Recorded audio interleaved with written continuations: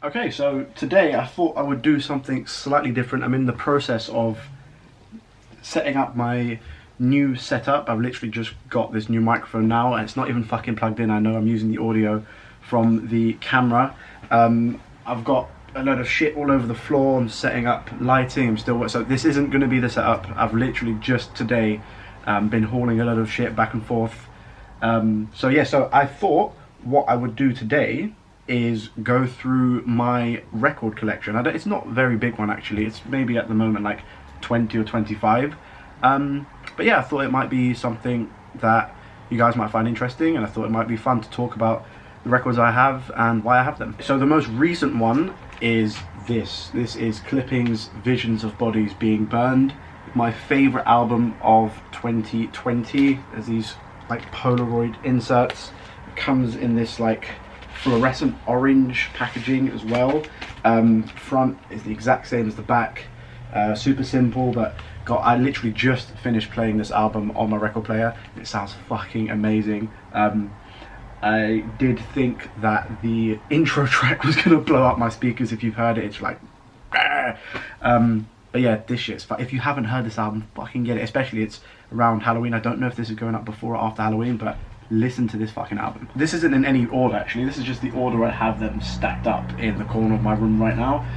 So next one is one that's very dear to my heart. This is Slowthai's Tyrone, signed by the man himself right there. I'm so glad I got this. I don't know if I think that this is on par with Nothing Great About Britain because they're so fundamentally different.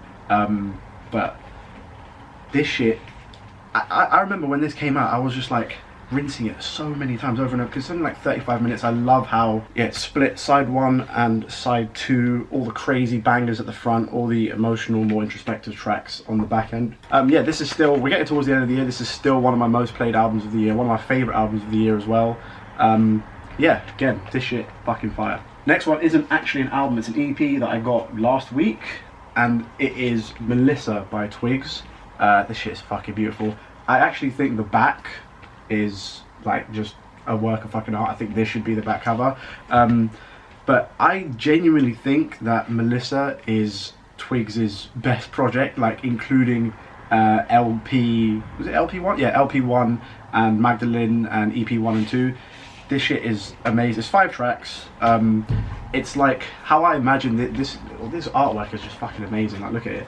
How I've always imagined Melissa is like, it's like halfway between Bjork and Beyonce. Like In Time is genuinely one of my favourite songs of the last decade. I'm so glad I was finally able to get it on vinyl. It's pretty cheap as well. It's got this like smooth matte finish as well. It's like really nice to touch. It's very strange. Yeah, I fucking love this thing. This next one is a very special one because you can't really purchase it. This is Thom Yorke's Anima, but it's not the normal edition. It's a preview limited edition. Again, you can't buy these unless you're going on reselling websites or anything like that. But if you go to any normal record shop, you can't find this. And that's because when Anima dropped in 2019, they were doing some special IMAX screenings for the attached Netflix film. And I, at the time, was working at a cinema that had an IMAX, and we happened to be doing the only one in the country. So I, of course, immediately went, swooped this. The track listing is actually different as well, because again, it's preview edition, so it's not the full album. It's 2 or 3 tracks on the first half, and then the second half are these like untitled ambient pieces. I will get the normal Anima on vinyl very soon, because it's my favourite solo Thom Yorke album. But yeah, this is a very special one. Another very special one to me is a man like Richard D. James, better known as Aphex Twin. I Care Because You Do. This is not my favourite Aphex Twin album. My favourite Aphex Twin album, like a lot of people, is Selected Ambient Works Volume 2, but it's fucking impossible to get. It's literally, it's impossible to get unless you want to spend like £300. I'm not in a position to be spending £300 on one vinyl right now. But this shit's fucking fire. Like, I remember the first time I played this on vinyl, which track was it? It was, I think it was Cow Cud Is a Twin, and it has that, like, that banging in the background, and it's so, like, the pressing is so crisp and clear that I genuinely thought that someone had just, like, moved or dropped a chair in the other room. But this sounds amazing on vinyl. I love the fucking artwork. I think it's absolutely hilarious. It is kind of creepy. I had this up on a wall for quite a long time, so sometimes I wake up in the morning, open my door, and I see this staring at me. But yeah, and the back is all written like in his handwriting. But yeah, no, this is, again, it's not my favourite Aphex Twin album, but it is one of my favourites. Now this one is, you might think this is a bit of a weird one actually. This is Ludwig Göransson's score to Tenet, which dropped last year. It's actually a triple LP because it's fucking long. I'm trying to show you the insert. Ah, my record player. Yeah, you've got man like Kenneth, man like John, man like Elizabeth, and the main man like Arpat. I fucking love this score. I genuinely think it might be my favourite Christopher Nolan score ever. I think Ludwig Göransson, of course, he was familiar with all of Hans Zimmer's work that he contributed for Christopher Nolan films in the past, and he basically said, yeah, that shit's cool, but I'm going to do my complete own shit.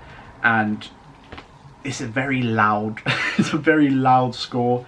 I'm not going to lie, the pressing is not the best, but to be honest, kind of half the reason I got this was just to hear Travis Scott's The Plan on vinyl, because I think it was like my favourite song of 2020. But the rest of it is like, I wouldn't say actually, you know what, yeah, if you're like studying or anything like that, I think this is a good thing to slap on, because again, it's so long, it's massive, it's heavy as well, so long. But yeah, this is one of my favourite scores like in recent years. The next one is just a certified hood classic. It's Kendrick Lamar, The GOAT, Good Kid, Mad City. Got all these Polaroid things that Kendrick loves doing. I actually got this for £12. I got this for £12. I was just scrolling through my Amazon wish list one day, and I'd seen it was reduced. I was like, oh, interesting. And I saw £12. Like, the Melissa EP that I bought was more expensive than that. I was like, what the fuck? I mean, we don't really need to say much more. It's Good Kid, Mad City. It's Kendrick. Like, it's, you know, one of the best hip hop albums ever made. My only gripe with this vinyl is because, you know, this cover art is the deluxe version, and it has the 2 bonus tracks, Black Boy Fly and Now or Never, neither of which I think are the strongest Kendrick tracks, to be frank with you. I'm not gonna lie, when it hits, so side D goes Compton, The Recipe, Black Boy Fly and Now or Never, and I usually tend to switch it off when it gets to The Recipe. Like, Black Boy Fly might be one of my least favourite Kendrick songs ever, but that's the size of the point. Like, this, it's Good Kid, Mad City, that's it. Again, certified hood classic, possibly my favourite album of all time. Basic, In Rainbows by Radiohead. Just the artwork is just, there's something, I don't know how to describe it, but there's something that's so entrancing to me about it. Even this as well, with like paint splodges and stuff like that. Yeah, this is arguably my favourite album ever made, maybe joint with another one I have in my collection. This is the first Radiohead album I ever heard when I was 14 or 15. So my introduction to Radiohead was hearing 15 Step for the first time, and I was like, where the fuck have you been all my life?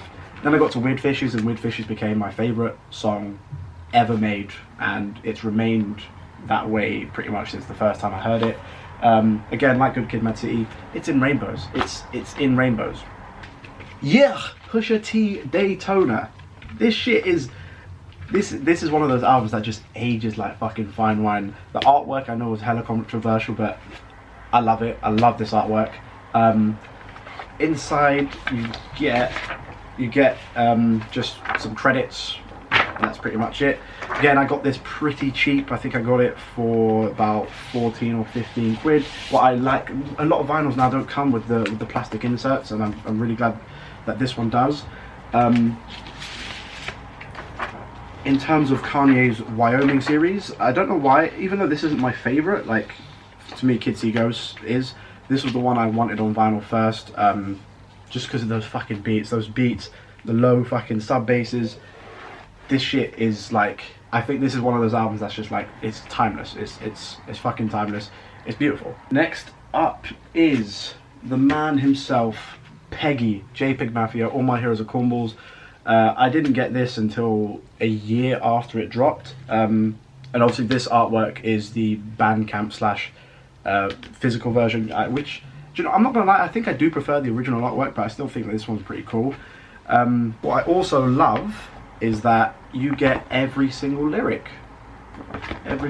So if you want to read along while you're listening to the vinyl, you're free to do so. One little Easter egg that I really love as well is the final track on the physical version is just, I don't know if you can see it, let me try and focus.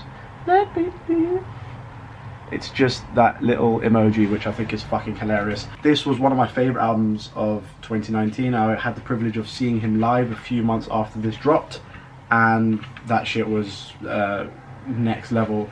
Like, one of the best live shows I think I've ever been to in my life. He's just dropped LP1 as well, and I'm waiting for when the physical version of that drops as well, because I will most definitely be copying that. The next one's a bit of a weird one because I bought this without ever hearing this album before. This is Blue Bell Knoll by Cocteau Twins. I don't know what it, I don't actually know what the artwork is, but there's something about it that I really like, and that's kind of why I picked it up. Like, I'd only heard of Cocteau Twins in the last like year or so, and my only exposure to them was The Weeknd had sampled a few of their songs, like I think Cherry Coloured Funk and Heaven or Las Vegas. So I listened to that album. I've only heard this once, actually. I've only heard it once. How I would describe it is, it's like, you can't understand what the fuck she's saying, I'm not gonna lie to you, unless you're reading the lyrics. It's like if Playboi Carti made Dream Pop. That's this album. Next one is, this is one of the most nostalgic albums for me. Oh shit. Oh, it's in the wrong way around anyway. Jamie XX in colour. I think that this album is one of the best, not just electronic like dance albums I think I've ever heard, but I think it's one of the best albums of the 2010s. So many of these songs conjure just like such specific memories for me. I think part of the reason why I love this so much is that it came out in I think it was summer 2015, and I just finished my A-levels and I was going into university, and I just got a summer job working at a like music festival thing, and this came out, and every time I listen to this album, it immediately transports me straight back to me being 18, you know, scared, nervous, excited, about to go to university. But it's fitting that it's called In Colour because it's so bright and rich and just Girl, the final track, is like one of the best pieces of fucking art I've ever fucking heard. So yeah, so when I first got this record player, this was almost top of my priority list to get on vinyl. Now that this is a bit of a change of pace, this is an album by someone who wasn't a very nice person, but he made fire music. It's Miles Davis' Kind of Blue, the basic introduction to jazz, but I don't give a fuck. This was the first jazz album I ever heard when I was like, what, 16, 17, because a couple of my mates are musicians, they're really into it. And I was like, okay, cool, let me, you know, give this a spin. And I got obsessed with flamenco sketches. And I know there's a version of this with alternate takes and stuff, and I really want to get that, but I think it's quite pricey. But this, again, this sounds fucking amazing on vinyl. It makes you feel cultured. It makes you feel clever. That's why I bought it, because I need that validation. No, I'm joking. But yeah, it's Miles Davis, Kind of Blue. It's one of the best albums ever made. This one, I believe, might be the only coloured vinyl I have. It's Billie Eilish, When We Will Fall Asleep, Where Do We Go? If you want to guess the colour, be my guest.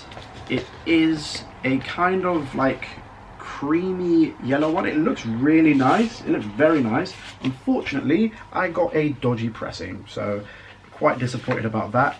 Oh shit, the back, extremely minimal, just track list and that's it. Everyone knows the album cover, it's kind of iconic now. What I think this album was and is like one of the most inventive and unique like major pop albums I think I've ever fucking heard. The reason I got it on vinyl is because like Phineas is such an amazing producer, but again, the pressing, I got fucked with the pressing, so I don't really play this that often. but it's a fire album. I love this album. Another very inventive female pop star. This is Grimes' Miss Anthropocene, and the back cover is like the deluxe cover, but she's changed the cover now. I'm not quite sure why actually. The inserts are fucking wild. Like there's this, and then there's this keyboard made of bones. There's this ethereal thing, and then there's this fire Ex Machina looking chick. I was never really like that big into Grimes, to be honest. Like I'd only heard, I can't even remember what the last album was called. I'd only heard the album before, and after this came out I went back and listened to her back catalogue. I think that this is her best thing so far. Like it's so dark and ethereal and otherworldly like Grimes is. But there's something like beautiful and unsettling at the same time about this album. But yeah, I really like this album. I think it was one of the best, like, I don't even, can you call it a pop album? I don't know. One of the best pop albums of 2020. Alright, making a second appearance, my boys, Radiohead, A Moon-Shaped Pool. This thing is fucking beautiful. Look at this. Look at that. Stanley, you're a different breed, mate. You're a fucking different breed. I think just they take every single thing about this album, about this vinyl, is beautiful. Look at it. Look at that. Look at that. Like each one of these could be the album artwork in its own right. Moon-Shaped Pool, I believe, this is going to sound kind of mad, but I believe is actually one. I think it might be the most underrated Radiohead album. I think. I'm going to sound mad for this, but I genuinely think that this is better than OK Computer. Come at me, I don't give a fuck. It's maybe like the saddest album I've ever heard.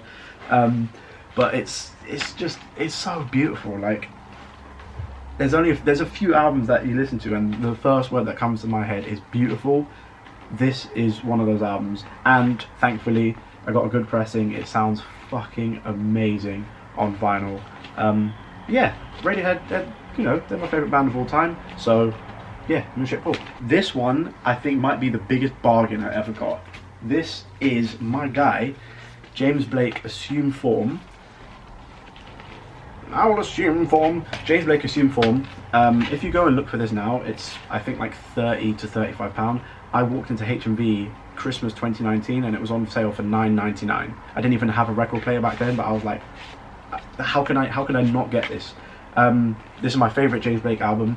It's the point where he kind of was not really like depressed anymore. It didn't sound like it anyway. And what I love as well is that this version includes Mulholland, which was a bonus track that was added after its initial release, which is fucking beautiful. It's an album that, I mean, most of my music has like strong memories attached to. This does as well for a very, very specific time in my life. I don't listen to this album as much as I did maybe like a year or so ago. But once I do, like once I click play on the first song, the title track, it's one of those albums where like I can't not listen to the whole thing all the way through. It's such a tight, concise track list. The vinyls themselves are fucking heavy. Like they're very, very weighty. Yeah, this. Oh shit! I nearly broke it. Yeah, what time is it? This is my favourite James Blake album. So the second to last one I have is Freddie Gibbs and Madlib, Bandana Beats. What I find hilarious is on the back of the original pinata it says Beats Madlib, raps Gibbs or Gangsta Gibbs. On this one, don't know if you can see it, but it just says raps none, which I find fucking hilarious. Some of my favourite ever Madlib beats are on here. Palmolive, Fake Names, Flat Tummy Tea, Goddamn, Education, Soul Right. This shit is beautiful. This is like the instrumentals. This is perfect cooking music. I don't know what it is about it, but it's perfect to cook to. And my final album I have on vinyl, this record collection will get significantly bigger very soon, is my favourite album of all time, Joint Within Rainbows. It's To Pimp a Butterfly, Kendrick again. Again, what the hell do I need to say about this guy? If there was ever a rap album made to be listened to on vinyl, I think it's To Pimp a Butterfly. So again, it's To Pimp a Butterfly, I think the greatest rap album ever made. But what makes it special is that if they released To Pimp a Butterfly beats, like bandana beats, I would also cop that album, because the instrumentals are so rich and full and textured and jazzy and funky. And I remember hearing a story that Ali, Kendrick's mixing engineer, said, and he said for Wesley's Theory, the opening track, he had to, oh my voice broke, he had to mix 85 separate tracks for just that one song, which is kind of insane.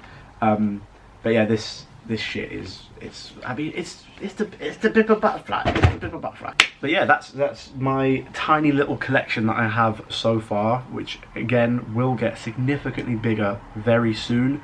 Also, this won't be the setup. I will actually be using this microphone when I start recording again, when I start doing reactions, hopefully in the next week or so. This won't be the backdrop, this won't be the setup, this will all be different. So yeah, I'm kind of doing this video just as kind of like a little camera test as well, but I thought, fuck it, I've just put my vinyls down, I'll just fucking do this, something, innit? But yeah, that's it. Peace.